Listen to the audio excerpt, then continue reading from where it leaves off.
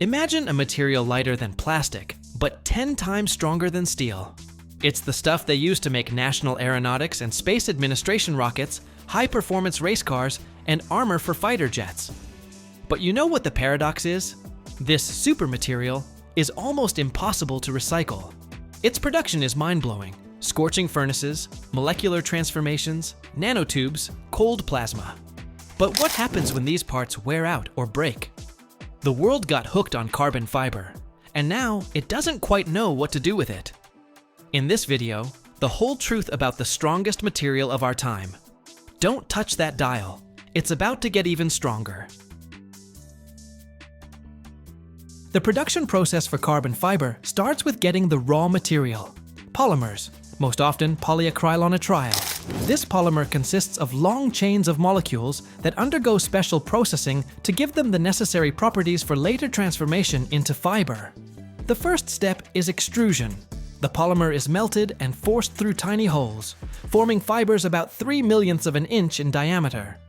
These fibers are gathered into bundles, called tows, and prepared for the next stage, stabilization.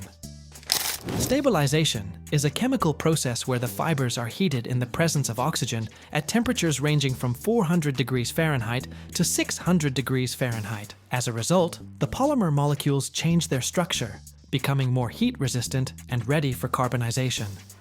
The next and most crucial stage is carbonization. The fibers are heated in an oxygen-free environment to very high temperatures, from 200 to 500 degrees Fahrenheit. Under the influence of such temperatures, all the light elements like hydrogen, oxygen, and nitrogen evaporate from the fibers, leaving behind almost pure carbon. It's this process that gives the fibers their unique strength properties. After carbonization, the fibers might undergo additional treatment, such as applying a coating to improve adhesion with a composite matrix. The resulting carbon fibers are collected into fabrics or matrices of various structures. These can be unidirectional bundles, woven fabrics, rolls, and so on. The choice of structure depends on the final application and the required mechanical characteristics. Next, these fabrics are impregnated with special resins, epoxy, polyester, or others, which allows for the creation of a composite material, a carbon fiber reinforced polymer composite. This composite boasts high strength and rigidity while remaining lightweight. Lamination is the process of layering sheets of resin, impregnated carbon fiber fabric, into a mold, where under pressure and heat, the resin polymerizes and the material hardens. The result is a strong, lightweight, and durable part in the desired shape. Thanks to its unique combination of lightness and strength, carbon fiber has found wide application in many fields. In automotive manufacturing, it's used for making body panels, suspension parts, and interior elements. This significantly reduces the car's weight, improves dynamics, and lowers fuel consumption. In aviation, carbon composites are used in fuselages, wings, and other structural components of aircraft. This increases fuel efficiency and reduces carbon emissions. In the space industry, the material is used in the production of rocket bodies, satellite panels, and elements of space stations. Carbon fiber withstands the extreme conditions of space and has high durability. Bicycles, tennis rackets, skis, boats, and even sportswear are made from carbon fiber to enhance performance characteristics. And reinforcing concrete structures with carbon composites increases their strength and resistance to corrosion. This material offers high strength at low weight. After all, carbon fiber is 5 or even 10 times stronger than steel, but significantly lighter. The fiber has excellent resistance to corrosion and chemical attacks. It also boasts high stiffness and resistance to material fatigue. Plus, it allows for the formation of complex shapes and parts, and it has thermal stability and a low coefficient of thermal expansion. But the high cost of production limits the use of carbon fiber in mass manufacturing. Also, the material is brittle and can fail under strong point impacts. Undoubtedly, carbon fiber is difficult to repair and recycle, and its mass use is also hindered by the energy intensity of the carbonization process. Carbon fiber continues to evolve thanks to innovations in production technologies and new areas of application. New carbon fiber production technologies aim to increase efficiency, reduce energy consumption and material cost, and expand the raw material base. One of the most promising discoveries is the cold plasma pyrolysis method, developed by David L. Chandler at the Massachusetts Institute of Technology. This process uses ionized gas at room temperature to break down polymer fibers into carbon fibers. Such an approach significantly reduces energy consumption and harmful gas emissions compared to traditional high-temperature pyrolysis. Furthermore, research in the field of carbon nanotubes opens up new possibilities for creating fibers with improved mechanical and electrical properties. For example, a team of Chinese scientists developed double-walled carbon nanotube fibers using a dry jet wet spinning method, providing high electrical conductivity, up to 86% of copper's conductivity, tensile strength, and high toughness. These fibers demonstrate durability even after 5,000 bending cycles, making them promising for the aerospace industry and energy storage. Other innovations include the use of computer modeling and simulations to predict the properties of new materials and accelerate development. The company 3M, for example, uses ultraviolet, electron beam, and laser irradiation to create high-precision structured materials that enhance the strength and stiffness of carbon fiber-based composites. Developments are also underway for new technologies to reduce cost and improve the environmental friendliness of production, particularly using waste from the pulp industry as raw material, which reduces industrial waste and makes the process more sustainable. In the future, further improvements in production technologies are expected, along with the emergence of hybrid composites with nanomaterials and the expansion of carbon fiber applications, from transportation and construction to energy and electronics.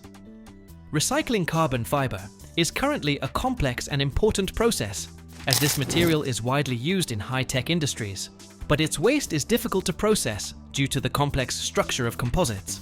There are several main methods for recycling and reprocessing carbon fiber reinforced composites. Mechanical recycling involves shredding the waste and separating it into resin particles and short carbon fibers.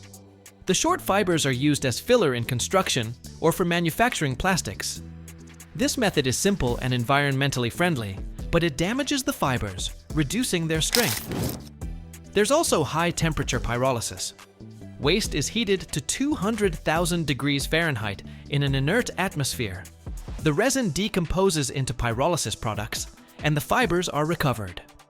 The process requires precise oxygen control to avoid damaging the fibers. There is also a fluidized bed option, where the resin decomposes in a stream of hot air, and the fibers are separated by a cyclone separator. Microwave-assisted pyrolysis involves irradiating the waste with microwaves, which accelerates resin decomposition. The method is simple and effective, requiring less equipment.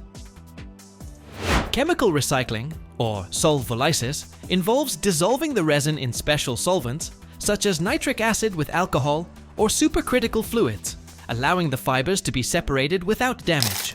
The fibers retain their length and strength, but the method is expensive and currently mostly laboratory-based. Other recycling methods for this fiber include radiation exposure to break down the matrix, ultrasonic treatment, and the development of new chemical reagents to separate the composite components. As you can see, the bigger challenges right now lie not in producing the material, but in recycling it. Recycling carbon fiber is crucial for reducing the environmental burden, as composite waste does not decompose naturally and takes up significant space in landfills. Modern technologies allow for the recovery of secondary fiber, which can be used in construction, plastics production, and even for reinforcing concrete structures. Imagine a factory the size of 15 football fields, where machines run non-stop. And every hour, enough pipe comes off the conveyor belt to wrap around Manhattan twice a day. This giant complex is the heart of infrastructure, supplying pipes for high-speed railways, city water mains, and many other critical projects. It all starts with a white powder. Interesting, right? Then let's keep going.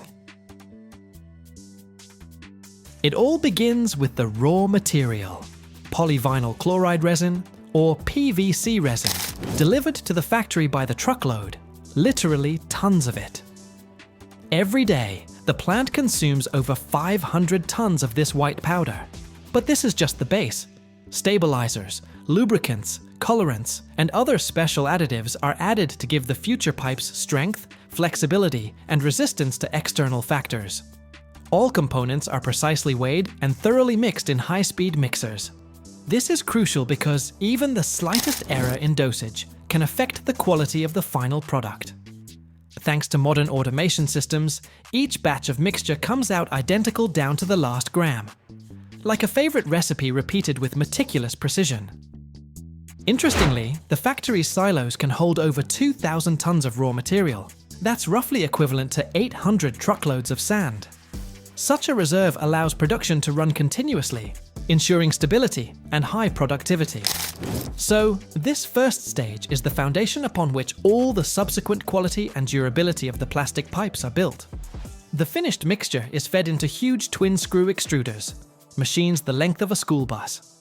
Inside these giants, the mixture is heated to a scorching 660 degrees Fahrenheit, transforming from a dry powder into a thick plastic mass ready for shaping. This process is very important, because it's here that the material acquires a uniform structure, which determines the strength and longevity of the future pipes. The extruders operate continuously, feeding the mixture at speeds up to 30 feet per minute. That's roughly the speed of a slow walker, but with incredible metallic precision and stability. Thanks to this speed and control, the factory can produce thousands of feet of pipe daily without sacrificing quality. This stage is the true heart of production, where science and technology merge in a perfect dance of molten plastic. Next, the molten polyvinyl chloride is pushed through special molds, calibrators or sizing sleeves, which give the pipes their precise diameter and required wall thickness.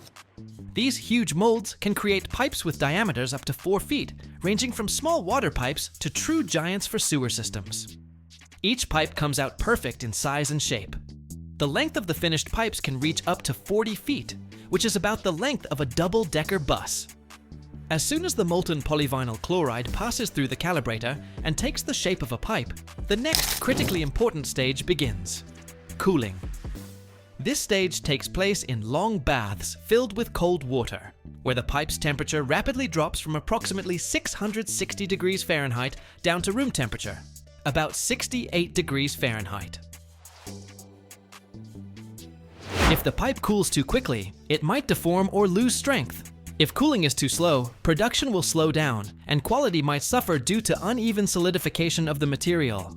That's precisely why factories use specially designed baths that ensure the ideal temperature regime. These baths can contain over 13,000 gallons of ice-cold water, equivalent to about 20 large home swimming pools. The water circulates and is maintained at a constantly low temperature to effectively draw heat away from the pipe. The time a pipe spends in the bath depends on its diameter and wall thickness, but it usually ranges from a few minutes to half an hour. During this time, the plastic hardens and gains the strength needed for further processing and use. After cooling, the pipe emerges from the bath and passes through a system of rollers that maintain its shape and guide it further down the production line. This stage ensures that the pipe remains straight and doesn't deform under its own weight. Thanks to such thorough cooling, the finished plastic pipes possess high mechanical strength, impact resistance, and durability, allowing them to serve for decades in various applications, from water supply to sewage systems and even industrial systems. So, a cold shower isn't just good for people. After the pipe has passed the cooling stage and gained the necessary strength, it's time for one of the most important and yet most delicate processes: cutting and marking. This is the final touch that transforms the long plastic ribbon into a finished product, ready for shipment to customers worldwide. First, the pipe moves onto a special cutting line, where automatic cutters precisely and quickly cut it to the required length. This process is fully automated and controlled by computers, ensuring that each pipe perfectly meets the specified standards. The line speed is impressive, reaching up to 30 pipes per minute. That's roughly one pipe every 2 seconds. For comparison, that's the speed of a professional barista during peak hours, making coffee for a crowd of customers. Cutting is performed using high-precision equipment that employs disc or bandsaws with diamond coating. This ensures the pipes are cut without burrs or irregularities, which is very important for future use, as even the slightest unevenness can cause leaks or damage. After cutting, each pipe passes through a marking station. Here, all necessary information is applied to the surface: the manufacturer's logo, technical specifications such as diameter, wall thickness, pressure class, as well as the production date and other important data. Marking is done using laser printing, a modern, non-contact method that ensures extraordinary precision and durability of the applied information. The laser burns symbols onto the pipe surface with millimeter accuracy without damaging the material or affecting its strength. This is crucial because the marking must remain clear and legible throughout the pipe's service life, even under harsh operating conditions, underground, in water, or when exposed to chemicals. After marking, the pipes undergo a final visual and automatic inspection. High-resolution cameras scan the surface, checking the quality of the cut and the applied text. If the system detects any defects, the pipe is rejected and sent for reprocessing or disposal.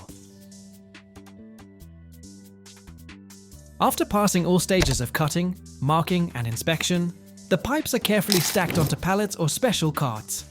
They are ready for packaging and shipment to customers worldwide, from large construction projects to private orders. Huge conveyor belts smoothly carry the pipes to automatic manipulators, large robots with gentle hands that operate with amazing care. Each pipe, up to 40 feet long, is picked up like a fragile treasure and carefully placed onto a pre-prepared pallet. The robots maintain perfect order.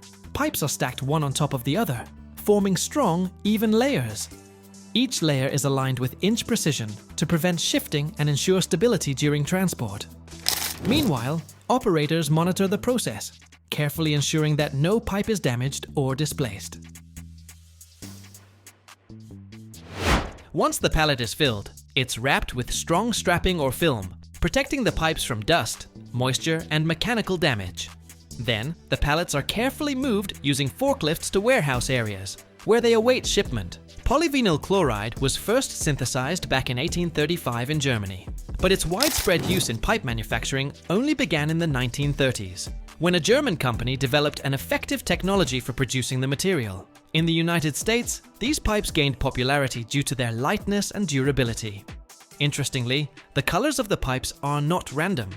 Orange or gray colors are used for protection against solar radiation, which significantly extends their service life. Did you know that?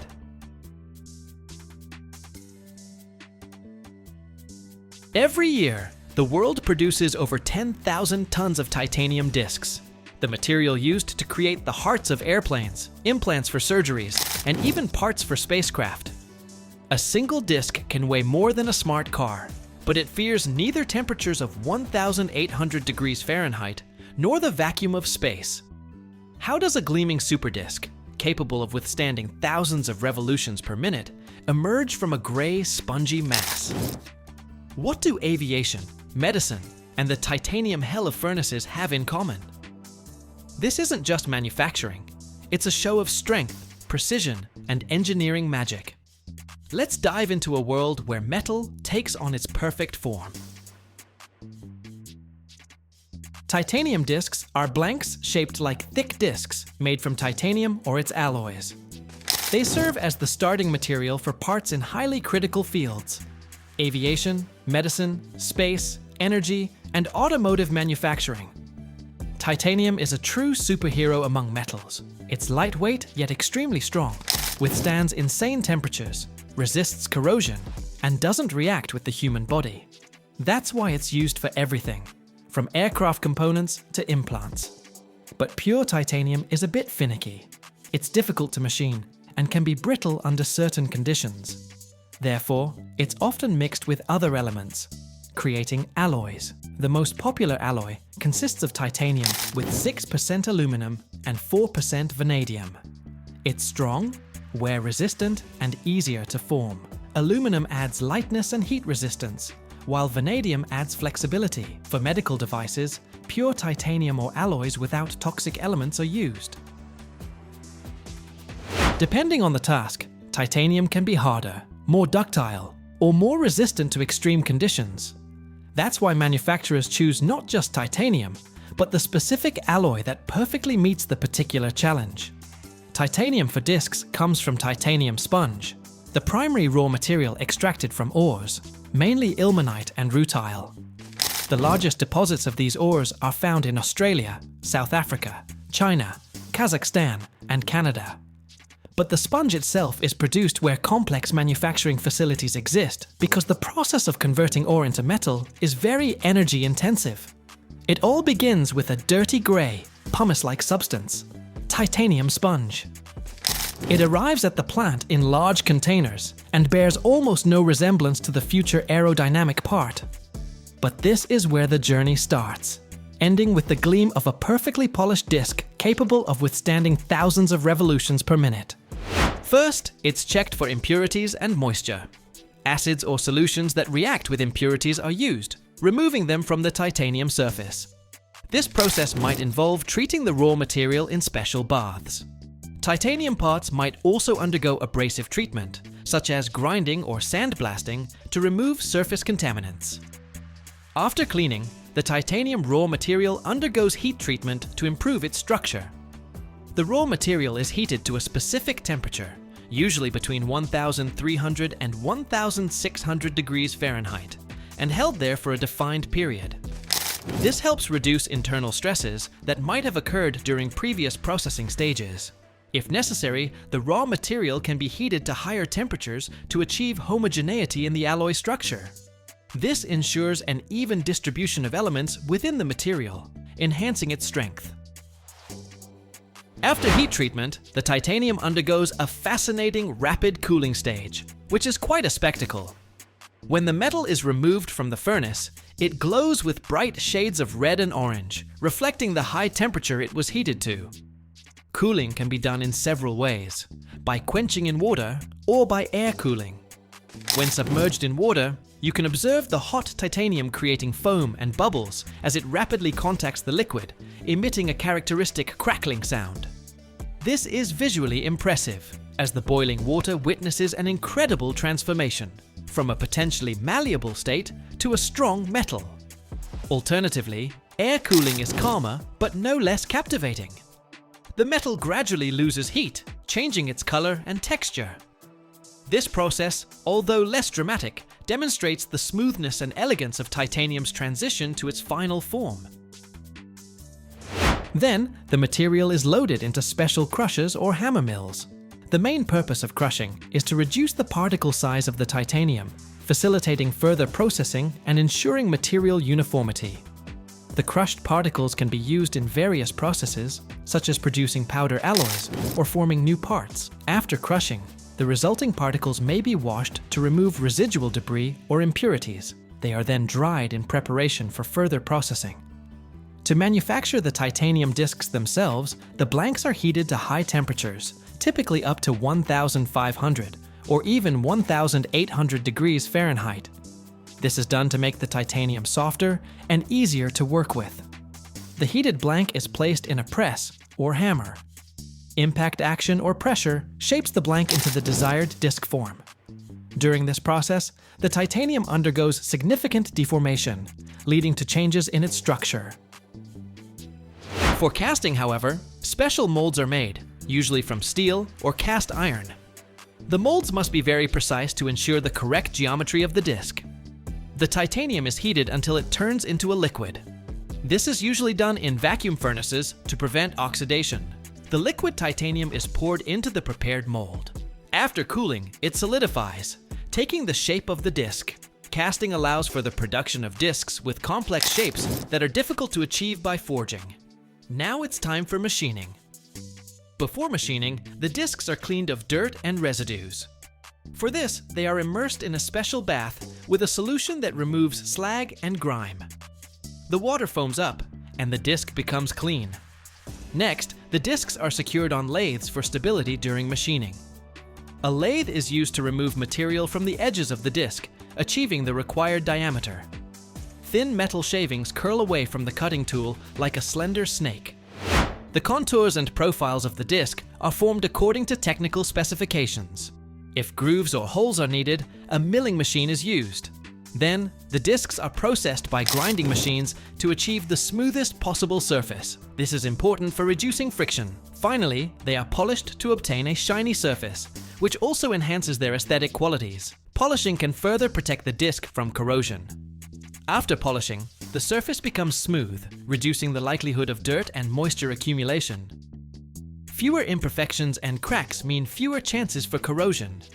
Polishing also seals microscopic pores that can retain moisture and contaminants. This significantly reduces the risk of oxidation. Afterward, the disc is inspected for scratches, cracks, or other visible defects. Calipers and micrometers are used for precise measurements of the disc's diameter and thickness. To detect internal defects not visible on the surface, ultrasonic testing is performed. This inspection method does not require direct contact with the disc. A special transducer emits ultrasonic waves into the disc material. As the waves travel through the disc, they reflect off boundaries such as defects or the material itself. The time it takes for the waves to return to the transducer is measured. This allows for the detection and sizing of defects. Specialized software analyzes the received data, providing information about the disc's condition. This is a very fast process, allowing many discs to be checked quickly. Titanium is 40 times lighter than steel, but has comparable strength, making it ideal for the aviation and automotive industries. It does not rust or corrode in most environments, making it a durable choice for various applications. In the United States, an average of 10,000 to 15,000 tons of titanium is produced annually. A significant portion of this amount is used for manufacturing discs and other components. Thus, on a monthly basis, this could amount to 800 to 1,200 tons of titanium discs. Leading companies in the United States, such as Boeing and Lockheed Martin, actively invest in the production of titanium discs to meet the needs of their programs. It is expected that in the coming years, the demand for titanium discs for aviation will grow by 5 to 7% annually, especially considering new technologies and increased aircraft production.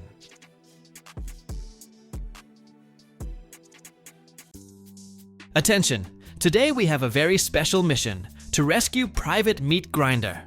This mighty machine makes life easier in countless households, but when it breaks down, a million questions pop up.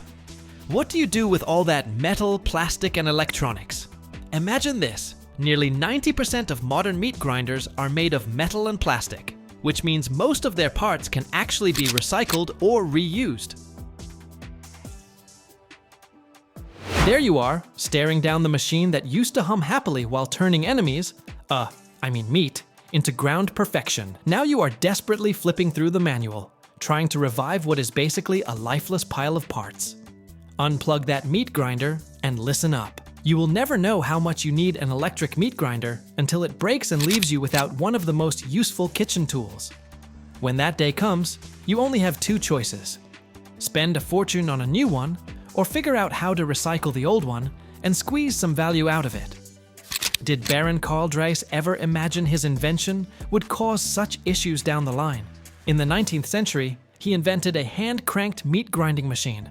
Some folks still use these old-school grinders today. Twist the handle, get your ground meat, and work your arm muscles at the same time. But no, you just had to get the fancy electric one. And now you have to figure out how to dispose of it properly. But is there really anything worth saving from an electric meat grinder? It might seem like just another trip to the trash bin, but the truth is, recycling can actually be super valuable. In the United States, the disposal of electric meat grinders, like other household appliances, is managed through specialized electronic waste recycling centers. Even though meat grinders do not technically fall into the traditional electronic waste category, you can still drop them off at locations that accept small household appliances. Many cities operate special household waste collection centers that accept electronics and electric devices. You can usually find information about these programs on your local city government website. Some stores where you bought your meat grinder might also accept old appliances for recycling, depending on their policy. While not always included in official e-waste programs, some organizations will still take them in as household electrical devices. Companies that specialize in household waste management may also accept electric appliances. This service might come with a fee. Before dropping off a meat grinder, make sure to check if there are any specific preparation requirements, like removing hazardous materials. I know you have had that sneaky thought. Just toss it in the garbage and pretend it never existed. Then walk into a store and pick out a shiny new grinder that will once again grace your kitchen counter. But hold up. Improper disposal of e-waste in the United States can lead to huge fines, even criminal charges. Fines can reach into the hundreds of thousands of dollars. For example, in New York City, companies that illegally dumped over 1,700,000 pounds of electronic waste were fined more than $200,000. In California, breaking e-waste laws can cost you up to $20,000 per violation, per day. Some violations have even resulted in prison sentences. Executives at a company called Executive Recycling were convicted for illegally exporting e-waste and committing fraud. But why wait for the worst to happen when you can be a part of something better? Something that helps the planet and gives your meat grinder a second chance. When recycled properly, your old electric meat grinder can transform into all kinds of useful things, depending on how it is processed and how creative people get. The metal parts can be melted down to create everything from car parts and building materials to brand new home appliances. This reduces the need to mine for new raw materials and supports sustainable manufacturing. You can even repurpose your meat grinder as a decorative item or something functional. Give it a fresh coat of paint, and it could become a funky kitchen accessory or even an art piece. If the grinder has plastic parts, they can be shredded into pellets that are later used to create new plastic items. Things like packaging or even materials for 3D printing. You can also repurpose it as a shredder for other things, like old soap, turning it into usable pieces or pellets. In some cases, people modify meat grinders to process food waste, helping convert it into compost or biogas. Meat grinders are made up of nearly 70% metal, and anything made of metal can be recycled. If the grinder's housing is made of steel or aluminum, that metal can be melted down and used to make new products. In fact, according to the Bureau of International Recycling, recycled metal is up to 3 times cheaper than newly mined material. According to the European Metal Recycling Association, the global value of recycled metal reaches about 5 billion euros per year. Around the world, 275 tons of plastic are produced every single minute, making it one of the biggest sources of waste. Recycling plastic saves about 60% of the energy compared to creating new material. Some meat grinders have plastic casings or parts, and today's technology makes it possible to recycle that plastic into brand new materials. This helps cut down on resource consumption and protects the environment. At recycling plants, robotic or manual systems separate plastic components from the rest: metal, wiring, motors. Then, powerful shredders break the plastic into small pieces just a few inches in size. These shredders look like giant metal jaws that spin and grind the plastic into pellets. The shredded plastic is sent into hot water baths with special detergents, often alkaline-based, to remove grease and grime. Food bits, oils, dust, and dirt get separated. Dirty particles float while clean ones sink. Clean particles are then dried in large drums or using high-powered air blowers. After drying, the plastic is scanned and automatically sorted by type so it can be sent to the right recycling stream. This entire process takes just a few minutes per batch, but each facility can handle dozens of tons of plastic appliance parts every day. The motor is the heart of a meat grinder. It is made of copper and other valuable metals, and it can be recycled by extracting the copper for reuse in other devices. Electronic components are usually processed at specialized facilities that recover precious materials. Every kilogram of recycled e-waste can contain nearly 2 ounces of gold, which makes it incredibly profitable to process. The large bundles of wiring often found in household devices are made of copper or aluminum, both highly recyclable materials. Copper is one of the most recycled metals in the world, with 90% of copper wires making their way back into production. Once every single part of the meat grinder, from the big metal pieces to the tiniest plastic fragments, has been cleaned, shredded, and sorted, they get directed to special containers. But these are not your average trash bins. They are organized zones where every type of material has a specific destination. Metal parts, especially steel and aluminum, go into large bins and are sent off for melting. They might be turned into bicycle frames, car parts, or even new kitchen appliances. Copper recovered from the motor is pure treasure. It gets shipped to specialized plants, where it is melted down and becomes part of new electronics, maybe even the smartphone you're holding right now.